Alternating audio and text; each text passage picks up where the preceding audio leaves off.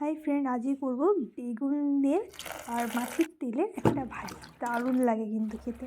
তো বেগুনটা এরকম টুকরো করে কেটে সুন্দর করে ধুয়ে নেব।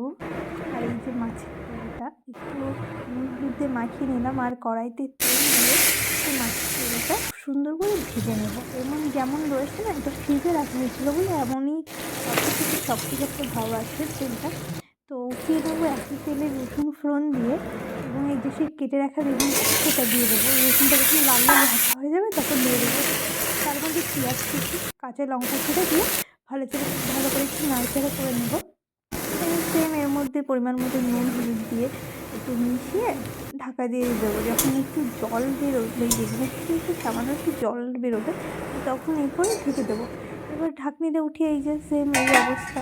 এবার এই জলটা পুরোটা টানিয়ে পুরো এরকম মানে একদম শুকনো করে ফেলতে হবে, এবং তখন গিয়ে মাছের ডিমটা দিয়ে দেবো, এবং মাছের ডিমটা দিয়ে সুন্দর করে নাড়াচাড়া করবো, এবং মাছের ডিমটা না একটু খুন্তির সাহায্যে টুকরো টুকরো করে নেবো। তাহলে কী হবে, পুরো মিশে যাবে।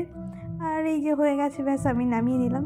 অসাধারণ খেতে বন্ধুরা, খেয়ে দেখবেন, দারুণ লাগে।